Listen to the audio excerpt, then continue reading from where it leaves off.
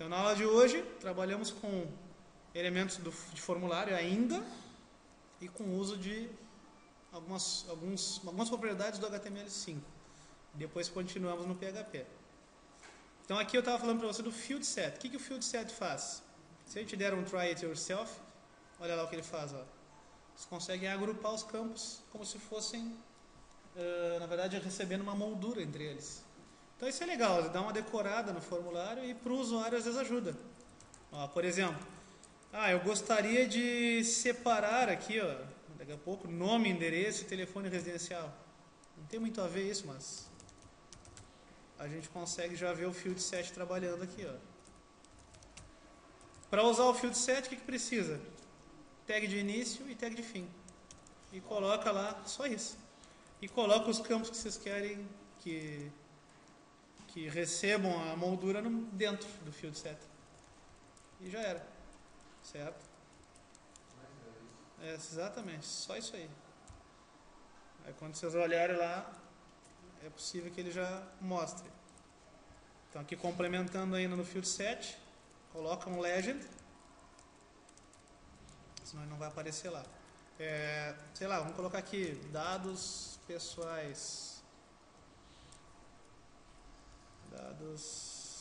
Dados básicos. Pronto. Senão não aparece.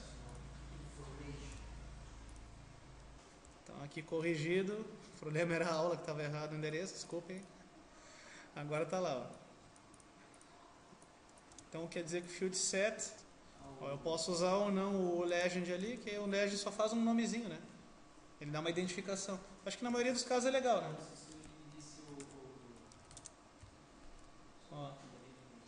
Então, além do field set, temos outro cara então que é o required.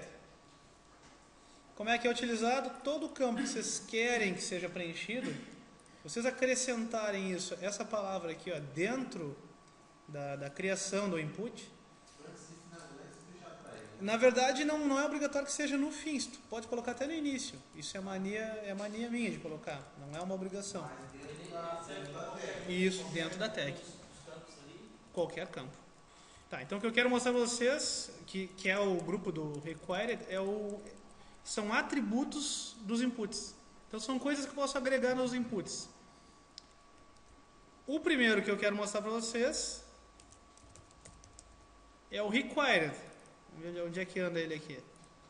Ó, aqui está ele. Ó. Então, ó, the required attribute. Então ele está dizendo o seguinte, ó, que ele é um atributo booleano. Quando presente, o campo precisa ser preenchido obrigatoriamente. Então, bacana, né?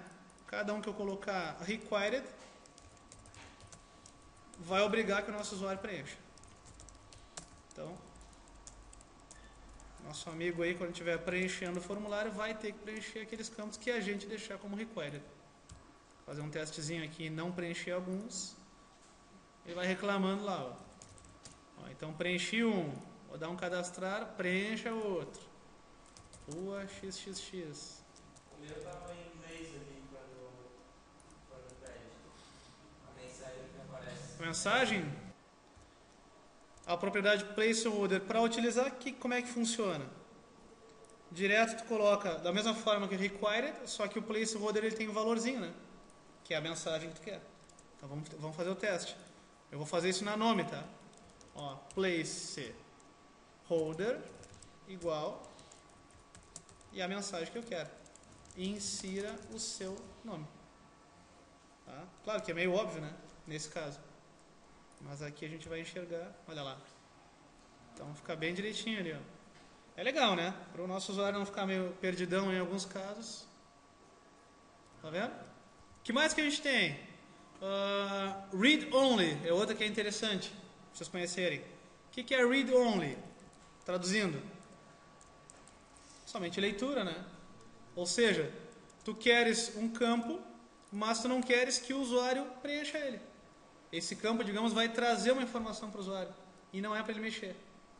Certo? Isso é uma coisa que vocês podem fazer também. Como? Mesma coisa. Olha lá, por exemplo, o telefone residencial, por exemplo, eu não quero que o usuário altere o telefone residencial, tá? Digamos que...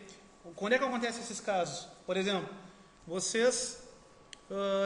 imaginem vocês acessando um cadastro de vocês nessas empresas de venda de calçados aí, de lojas Renner, por exemplo. E aí o que acontece? Tu tem um cadastro que tu faz no primeiro momento lá, que é quando tu entrega os documentos comprobatórios e eles preenchem isso para vocês lá, né? Ok, gerou isso aí, tudo certo. Daí para frente, o que a loja precisa que vocês atualizem? Digamos, no caso do endereço, vocês poderiam chegar ali no site e alterar sozinhos o endereço de vocês? Acho que às vezes não, né? Por quê? Porque eles pedem a comprovação no endereço. Mas, por exemplo, o e-mail daqui a pouco é interessante. Vou mudar o e-mail lá, já que eu mudei meu e-mail, estou usando outro agora. Então, tem coisas que a empresa pode deixar vocês alterarem e outras não. Então, as que não pode alterar, digamos que viesse com a propriedade read-only ativada. Não é para mexer, é só leitura. Então, seria um exemplo que se encaixa aí. Então, por exemplo, a cidade eu não vou deixar os caras mexer. Tá? Então, o que eu faço? Vou lá no campo cidade, colocamos a propriedade read-only. Então, aqui a gente tem ela. Ó. E é a mesma coisa, só incluir read-only. Então, lá vou eu, read-only. Perfeito. E acabou. Read-only. O resultado disso é que vocês vão perceber que o campo vai ficar levemente acinzentado, que aqui não dá para ver porque está tudo branco, né? E tu não vai mais conseguir clicar no campo. O campo fica inutilizado. Nesse caso aqui, no meu exemplo, o campo é o cidade, tá? Então, cidade não está mais permitindo alterar. Tá? Então, deixamos essas duas propriedades, required e placeholder, como padrão para a gente usar, e as outras a gente testa em outra oportunidade. Seguindo. Com relação agora ao que eu falei para vocês sobre retornar aqui ao PHP. Voltamos lá então. Bom, a página recebe dados cliente, ela está atualmente recebendo o quê? Nome, endereço, telefone, cidade, e-mail e senha, que são os campos que a gente criou primeiro. O que está faltando fazer? Receber todos os outros campos que a gente criou, os novos. Então é isso que está faltando, né? Então, se for pela ordem normal, natural aqui das coisas, o que a gente precisa? A gente precisa ver qual é o campo e decidir como que nós vamos pegar esses dados. Bom, eu acho que o legal aqui é vocês irem testando, né? Pensa numa maneira e já começa a tentar fazer. Então, no caso, o primeiro campo que a gente teria que levar lá, além dos que a gente tem, é o sexo, certo? Então, lá no PHP eu vou criar uma variável sexo, ok? E vou tentar receber ela da forma mais óbvia, né? Que é copiar o resto do código que já existe. Não é assim? Então, vou fazer mais um request ali. Vou olhar qual é o name que está nesse campo que eu estou querendo trazer. Qual é o name que está lá no sexo? Sexo. Né? Então, vamos colocar lá, sexo. E aí, vou fazer o teste. Só que para eu fazer o teste, o que falta aqui também, né? A gente também tem que incluir aqui na mensagem que nós criamos, fazer com que apareça, né? Senão também não vai adiantar nada. Vai parecer que não fez nada.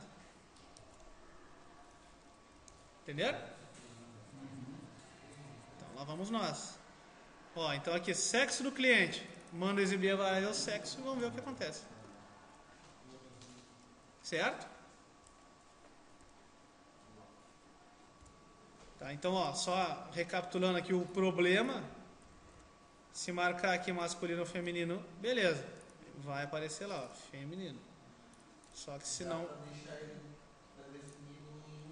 não marcar nada, problema. Tem essa ideia aí também. Eu posso já aparecer com ele marcado já. Seria uma solução. Como é que tu aparece com ele marcado já, se vocês quiserem? Já resolve. Lá no próprio input, vocês acrescentem a palavra checked. Checked. Quem faz isso são as empresas de cartões de crédito. Deseja receber o cartão de crédito. não sei o que lá, aí sim, o sim vem marcado. E o checked vai ir no que tu queres que venha marcado. Ah, tá. É. Mas ele instalar Baidu. Então aqui para resolver o problema do checkbox, propriedade unset. Vamos dar uma olhada na documentação dela. Estou aqui mostrando para vocês a propriedade isSet. Eu falei unset ontem, só corrijam aí. O que ela faz? Ela é uma propriedade booleana. O que significa? O valor de retorno dela é verdadeiro ou falso. Isso é booleano. Booleano é quando tu testa uma coisa e esse teste vai te dizer o seguinte: é ou não é? É um sim ou não, na realidade. Mas o retorno, na realidade, é verdadeiro ou falso em inglês, que é true ou false. Como é que tu usa esse negócio?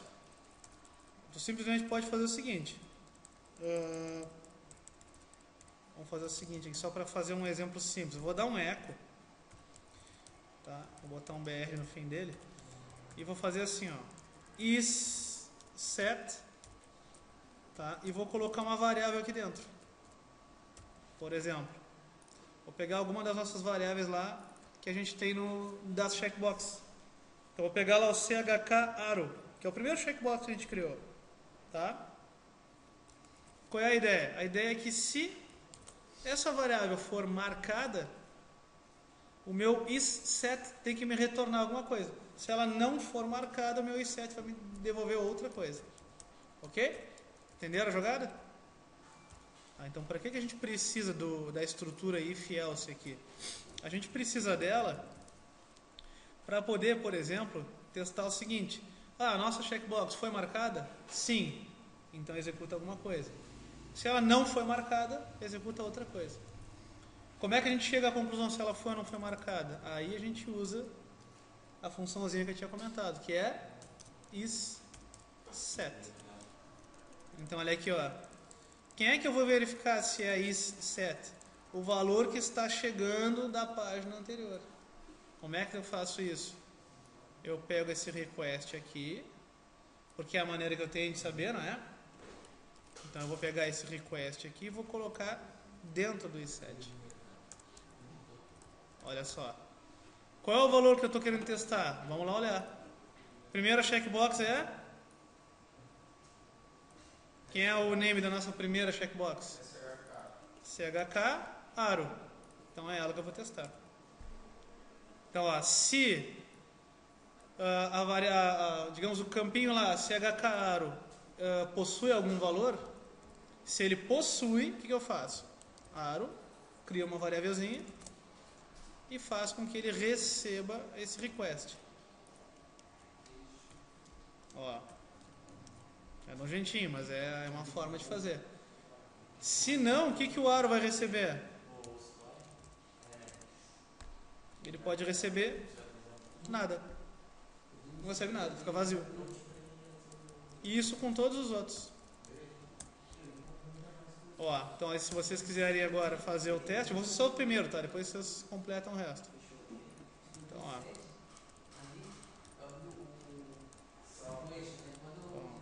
Vamos ver. Aro foi escolhido. Ou melhor, vamos fazer assim. Que aqui vai ficar meio estranho, né? Vou botar aqui mesmo. Se o aro foi escolhido, eu vou dar um eco aqui só para brincar no teste, tá? Aro foi selecionado. Entenderam? Está no bloco verdadeiro do if, né? Pegaram a ideia? Então vamos ver o teste. Vou voltar aqui. Vou marcar o aro. Vou dar um cadastrar. Opa, errinho. Então aqui, errinho corrigido. Era um parêntese a menos. Tá? Aí a gente brincou aqui de botar uma mensagenzinha. Ó. Se o aro recebeu algum valor. Aqui, né? Na verdade o teste está aqui. Ó. Fazendo a leitura de novo junto com vocês. Ó. Se. Aí tem a função isSet. O que isSet faz? Verifica se uma variável recebeu um valor ou não. Nesse caso, por que a gente está botando esse monte de coisa aqui dentro do isSet? Porque o único lugar de onde a gente tem como saber a informação do aro é o que vem do formulário anterior. Não tem outro lugar de onde me vem essa informação. Conseguem visualizar isso? Porque de onde que vem isso aqui? Esse request CH caro? Vem daqui, do name. Então notem, por que nos outros a gente não fez isso? Porque os outros, eles são caixas de texto. Então caixas de texto preenchendo ou não, vem algum valor. Ou é vazio, mas isso é um valor em texto, ou vem o que o cara preencheu. Então aqui é simples, né? Pega o que vem e joga para a variável nome. Aqui a coisa já muda. Por quê? Porque eu tenho que testar. Veio algum valor de lá? Sim, então joga o que veio na variável aro. Entenderam? Por isso que a gente repete essa linha aqui. E aí bota uma mensagem, o aro foi selecionado. Não veio nada. Então o aro não recebe nada. Por que eu tenho que fazer isso? Porque se eu der um eco lá no final, como foi o caso aqui, se eu tentar dar um eco nessa variável e tentar usar ela para alguma coisa, eu vou ter um erro do PHP. Então por isso que a gente usou esse aro recebe aspas, aspas. Temos que fazer isso com todos os outros campos. Então, mãos à obra, né? Tá, então aqui a gente concluiu ali, né, o restante. Então só para a gente testar se as mensagens estão de acordo. Olha lá. Então vou fazer de novo aqui. Eu vou marcar todos. Então ele tem que trazer o foi selecionado para todos. Vamos ver aqui, ó. Tudo foi selecionado. O aro foi, a capa foi, o rádio foi e o aro também foi. Na implementação de uma página real, a gente não vai... Tá, então, continuando, agora mostrando as propriedades do include. Imagine que a gente fosse fazer a parte desse exemplo aqui das covas. Como a gente já tem uma estrutura pronta, o mais fácil seria pegar a index lá nos diretórios, replicar ela, né? Aqui eu copiei e colei, e aí vou alterar o que eu preciso. Então, sei lá, vou botar aqui, covas.php. Tá? Covas.php. Eu vou abrir a edição desse arquivo.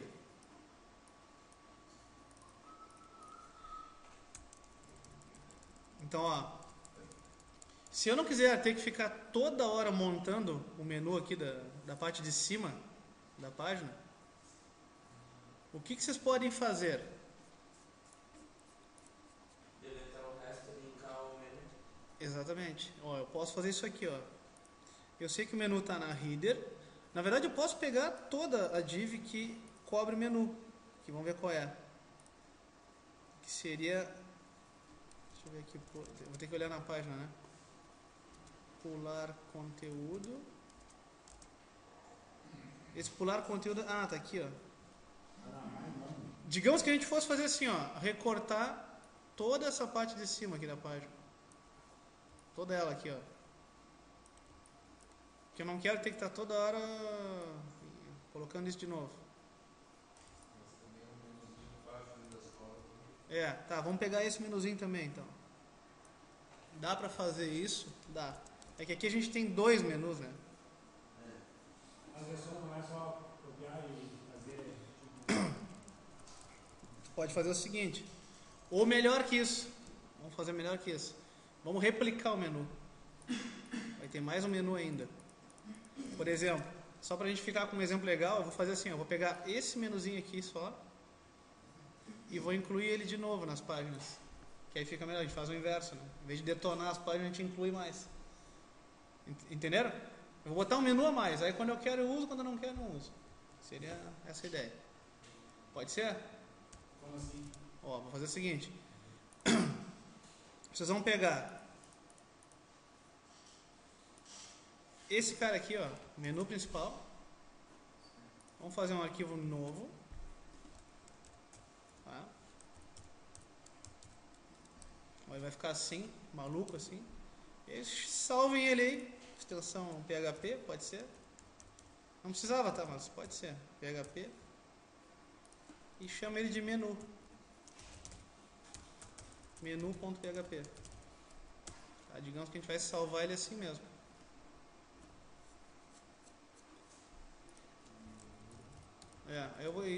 Eu vou só mudar o ID dele para não dar problema, tá? Vou chamar de menu principal 2. Bota um 2 aí para não dar problema. Eu só não tenho certeza se o CSS não vai dar um problema aqui. É possível que dê, mas a gente corrige. Tá? Mas tudo bem, vamos supor que está tudo certo. Como é que tu vai usar o include então, se tu quisesse?